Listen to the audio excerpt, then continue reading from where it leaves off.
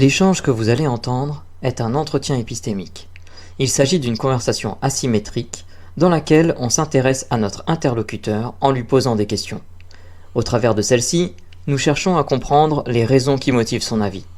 L'objectif principal de cette forme de conversation est de passer un moment agréable et mutuellement enrichissant. Et nous accueillons maintenant, hop, j'ai pas le temps de voir, Mac Clark. Salut Mac Clark. Salut à toi, salut à tout le monde, ça faisait un petit moment. Comment allez-vous en ce dimanche? On va très très bien. Ça me fait plaisir. J'ai pas reconnu le logo. D'habitude, tu avais un logo tout C'est vert, parce tout que méchant. c'est pas que c'est un autre compte, mais j'ai perdu accès à l'autre. Donc j'en avais un autre, j'ai pas remis mon petit Hulk, mais c'est toujours le même pseudo. Eh ben, tu sais quoi? C'est dingue comment un logo peut changer l'appréciation. Parce que quand tu as ton logo Hulk, on a l'impression que tu arrives pour en découdre. Et avec ce petit logo pastille smiley, ça te rend d'autant plus sympathique. J'adore. Bah alors, comme quoi, ça s'arrête à pas grand-chose. Bah ouais, hein, c'est con les préjugés. Alors du coup, je sais même pas si c'est avec John ou Galactic que tu vas faire cette discussion. Tu connais le principe du live, hein, donc j'ai pas Ouais, besoin de te ouais. réexpliquer. Alors que le premier dégaine, John ou Galactic. Ah, vous bousculez pas. On peut y aller. Eh ben, je vous souhaite une bonne discussion. Mac Clark connaît bien l'histoire. On se retrouve dans 15 minutes. À tout à l'heure. Salut Mac Clark. Comment ça va? Salut John, je crois. Ouais, ça va très bien. Je crois même que c'est toi qui as fait mon premier épistémologique Ah, c'est tout d'après. à fait possible. Oui, j'ai souvenir qu'on a déjà échangé plusieurs fois. Très bien, j'ai fini Euh, ma journée, je suis rentré chez moi, je suis à la fraîche, et puis voilà. ça va. Si t'arrives à avoir du frais, c'est bien. Bon après, faut se préconiser quand même. Hein. Tous les étés, il fait chaud, donc j'ai quelques printemps, donc je sais comment faire quand il fait chaud. Ouais, ouais, bon, ça va alors. Alors, du coup, le sujet t'a stimulé. Tu t'es dit que t'allais venir nous expliquer, discuter avec nous de ton avis.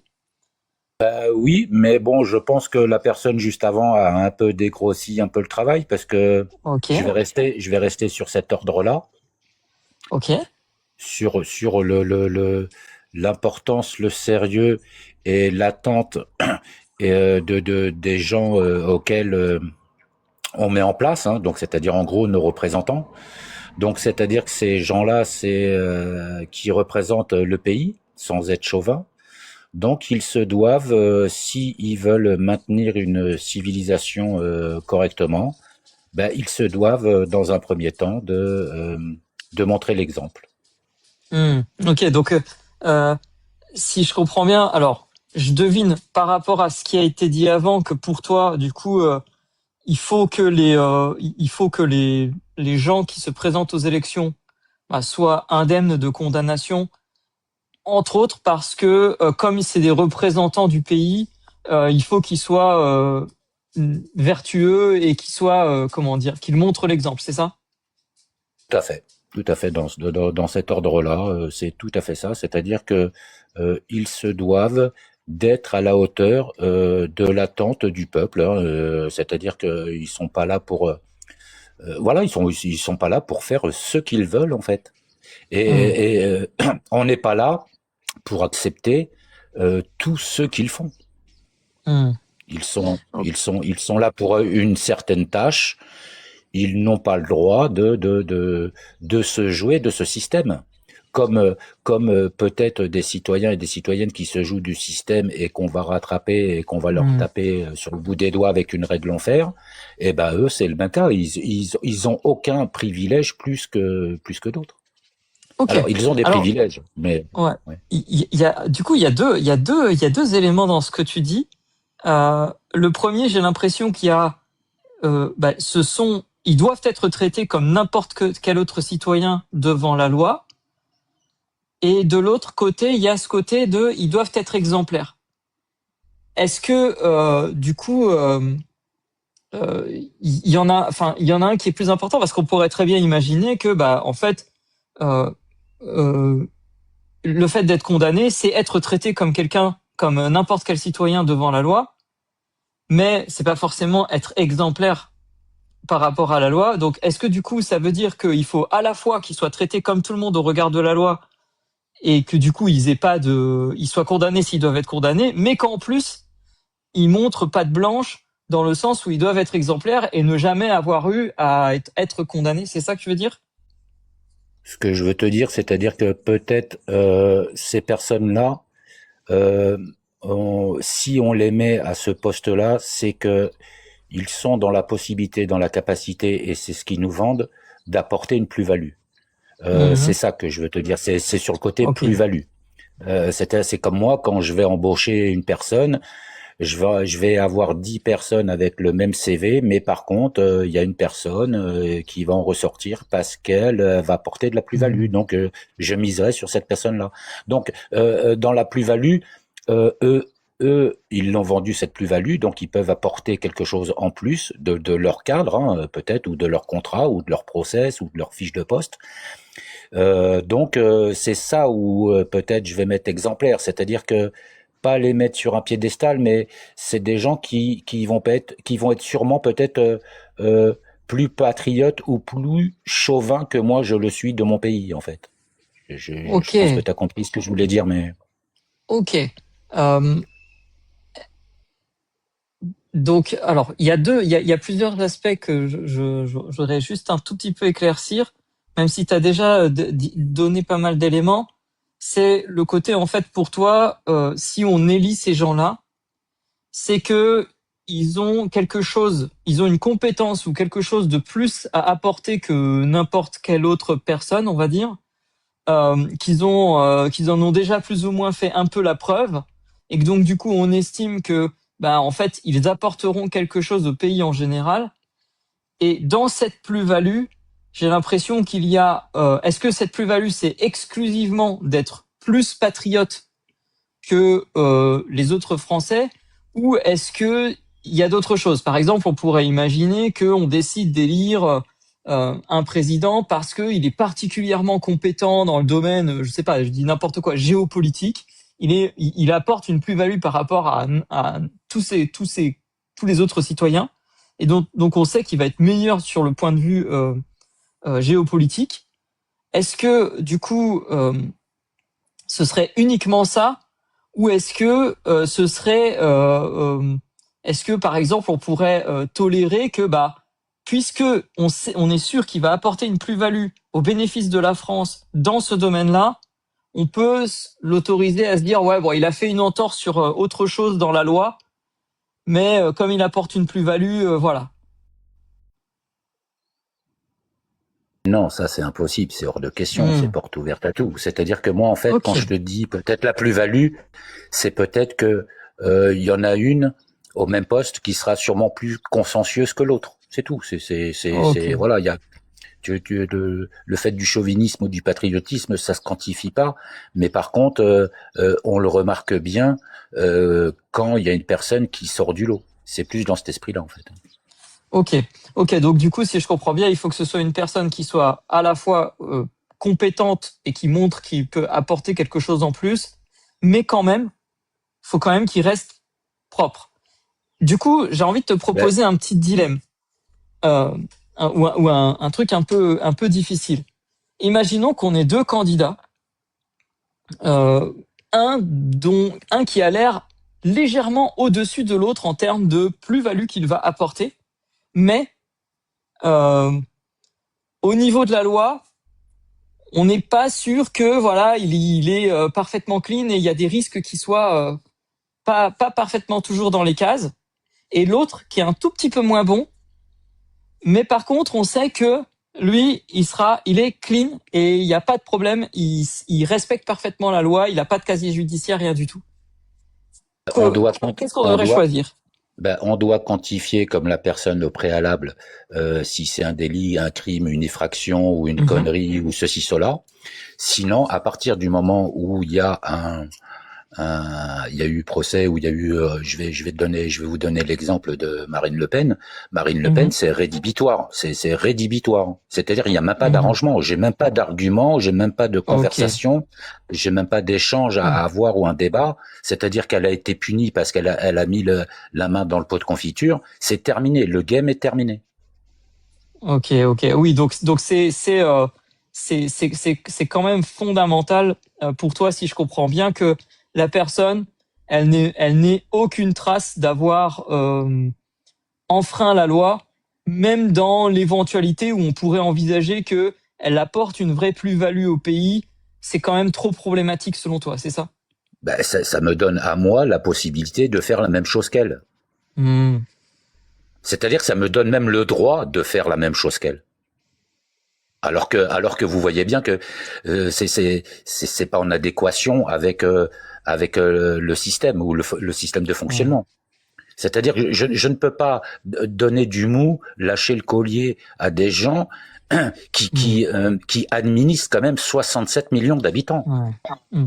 Ouais, si je comprends bien, j'ai l'impression qu'il y a ce côté de, vu qu'ils ont en plus ça correspond à leur accorder un pouvoir administratif important, c'est d'autant plus important qu'ils soient absolument clean, parce que sinon, ça veut dire que toutes les personnes qui ont des responsabilités moins importantes, en fait, bah, du coup, ils peuvent s'autoriser encore plus, quoi. C'est à peu près ça? C'est à peu près ça. C'est-à-dire que Ok. voilà, c'est ça. Pour moi en fait c'est l'exemple. C'est-à-dire que ces gens-là mènent le pays. Donc moi, Hmm. pour pouvoir être fier de mon pays, il faut que j'ai des représentants qui sont en adéquation avec ce pays. Si maintenant il y a une loi qui fait que on a eu des exemples pleins, Cahuzac, un Hmm. responsable des finances qui a un compte en Suisse. Le mec c'est rédhibitoire. Hmm. Il y a aucun argument à décharge pour dire oui mais il a fait gagner 50 milliards par an à la France pendant Hmm. 10 ans. Oui d'accord, ok, merci monsieur, mais ça te donne pas le droit de voler dans les Hmm. caisses. Hmm. Tu, tu, Ok, ok. on peut pas, parce que si on donne du crédit, ben, ça veut dire que Ouais. 67 millions d'habitants a la notion de dire ah bah tiens, je peux être susceptible de pouvoir jongler. Ouais, Et je vois ce que tu veux dire. Ce que tu veux dire, c'est que c'est pas parce que quelqu'un est capable d'avoir apporté des choses au pays que ça l'autorise à pouvoir faire des entorses à droite à gauche, parce que sinon ça donne aussi l'exemple à tout le monde que oh bah c'est bon, en fait, si j'arrive à montrer que je fais quelque chose de positif, ça me donne le droit de faire quelque chose de négatif, c'est ça? ouais, c'est ce que tu disais Mmh. avec la Mmh. question que tu me posais avec le dilemme, c'est-à-dire que Ouais, ouais. j'ai deux candidats, j'en ai un, il a la besace remplie, il a ok, il est top, mais je préfère avoir du long Mmh. terme avec quelqu'un sur qui je peux m'asseoir, que je puisse être en sécurité et que Mmh. je sache que cette personne-là, déjà, sa besace est vide.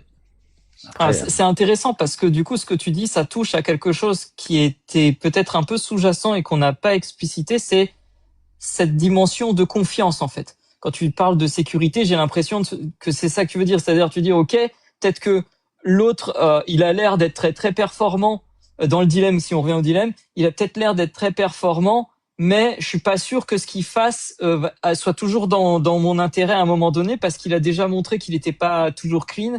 Et donc, du coup, j'ai moins confiance et je préfère avoir quelqu'un dont j'ai plus confiance, même si peut-être il sera un tout petit peu moins performant, c'est ça? ouais, je vais te donner un exemple, John. Euh, Mhm.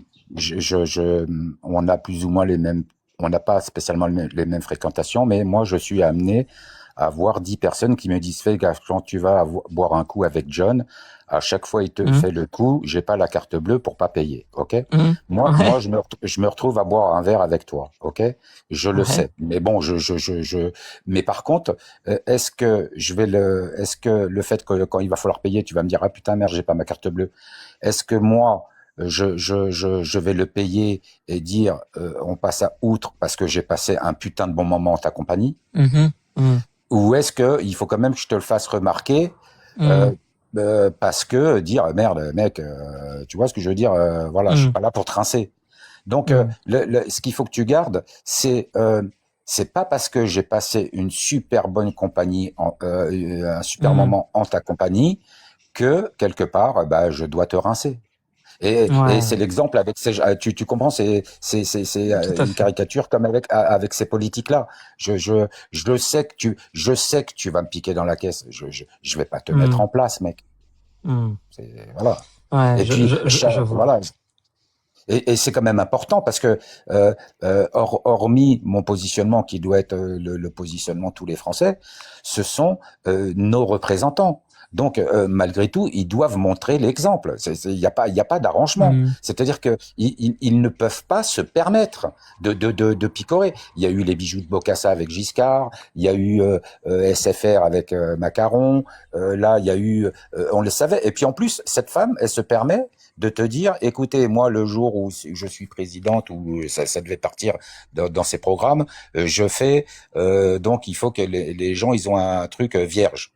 Ok, la nana, là, Mm. tu te présentes, c'est-à-dire que assume. Alors, dans ces cas-là, Mm. tu n'as plus le droit de te représenter. T'as un dossier qui te traîne au boulet et qui va te traîner toute ta vie, de toute façon, parce que dès qu'il y aura un problème, on va le ressortir. Et puis, je peux pas faire confiance, moi, avec les caisses de l'État, à des gens où je sais qu'ils picorent. Mm. Voilà, Ouais. c'est pas possible, Ouais. John, Je tu vois ce que comprends? tu veux dire. Il y a un côté aussi, comme c'est de l'argent qui est public, c'est de l'argent de tout le monde. C'est d'autant plus problématique de mettre en place quelqu'un dont on sait que il a tendance à taper dedans. Ben, ça pique dans la caisse. Je veux dire, Ouais. moi, demain, je me mets avec, Si je peux demain, me je permettre, rencontre. bonjour à tout le monde. Ouais, pardon. Ouais, je t'en prie. Oui, Non, je voulais bonjour juste dire Mika. bonjour. Désolé Mika. En fait, on fait des échanges une personne avec une personne à chaque fois. Donc du coup, en fait, merci si tu peux patienter. Ton tour viendra pour échanger. Je termine là bientôt avec Mac Clark et ensuite, on pourra faire avancer les discussions. Ouais, du coup, je comprends ce que tu veux dire, c'est qu'il y a vraiment ce côté de, bah, en fait, oui, c'est de l'argent public, on peut pas, c'est quelqu'un dont on a la preuve qui pique dedans, donc du coup, on peut pas le mettre en place. Et il y a une autre dimension dans ce que tu dis, c'est le côté représentatif aussi, puisque si j'ai bien compris, c'est aussi des gens qui nous représentent en tant que Français, et donc peut-être que ça donnerait pas non plus forcément une image très valorisante du pays. Du coup, j'ai une dernière question. Ça fait un quart d'heure qu'on échange. Est-ce que pour toi, tu pourrais imaginer quelque chose qui te fasse te dire, bon, pour ce cas-là, on pourrait faire une exception. Ou est-ce que c'est pour toi une règle? C'est une règle inflexible et voilà, on devrait jamais transiger sur cette règle. Ben, en fait, tout ce qui peut être susceptible de, comme disait au préalable la question qui a été posée sur le fait de dire, à partir du moment où le casier il est vierge, est-ce que quand tu avais 14 ans, t'as volé une tablette de chocolat, t'as volé un vélo, ou je sais pas, bon, moi, à partir du moment où il est vierge, c'est-à-dire que t'as fait voilà, t'as payé à la société ce que tu devais faire. Maintenant, ça c'est rédhibitoire. Il faut absolument qu'il soit vierge. Et avoir la possibilité de le virer instantanément. Parce que c'est comme une société. Une société, il y a quelqu'un, il pique dans la caisse, un employé, il pique dans la caisse, il est viré sur le champ, avec perte et fracas. Et eux, en plus, c'est l'argent de notre société. Si maintenant on était, et encore, j'allais te dire si, pour pas être trop long, si encore la France est coulée trop à flot, non, ils ont déjà la possibilité de pouvoir se gaver par des optimisations fiscales, où à l'époque il y avait de l'argent qui arrivait frais. Il paraît qu'il y avait des camions de briques avec des camions remplis de billets qui étaient distribués à l'Assemblée. Maintenant ça se fait plus. Donc ils ont déjà un système de fonctionnement où je sais que le gâteau ils doivent se gaver. On va dire officiellement, presque officiellement. Quand c'est du vol, putain. Quand tu voles dans la caisse du pays où t'as 12 millions de personnes sous le seuil de pauvreté, j'ai des vieux qui clament dans des chaises, dans des couloirs d'hôpitaux et des trucs comme ça. Non. Tu vois. Ouais, je comprends. Pour toi, il y a le facteur aggravant en plus, c'est que l'État ne roule pas sur l'or. Ben, aggravant parce que en plus c'est des gens à qui on a donné totale confiance. On a été dans un isoloir pour signer bien fort, pour les mettre en place parce que ils nous ont fait briller mais des paillettes dans les yeux comme il dit Kevin, tu vois. Donc je comprends. Alors, ça fait un peu plus d'un quart d'heure qu'on discute. Je vais passer la parole à mes collègues pour savoir s'ils ont des questions à emporter. Tu connais le fonctionnement un petit peu, je pense. Donc du coup, je passe la parole à mes collègues Russell et Épistémique, et ensuite on reprend rapidement. Non, je n'ai pas de questions à porter. Si tu me permets juste 2 secondes. Mesdames, messieurs et tous les autres dans le chat, ne faites pas de spam. On va vous muter 5 minutes. On va vous le dire une fois. Ça sert à rien de spammer. C'est débile. Soyez pas débiles, s'il vous plaît. Merci.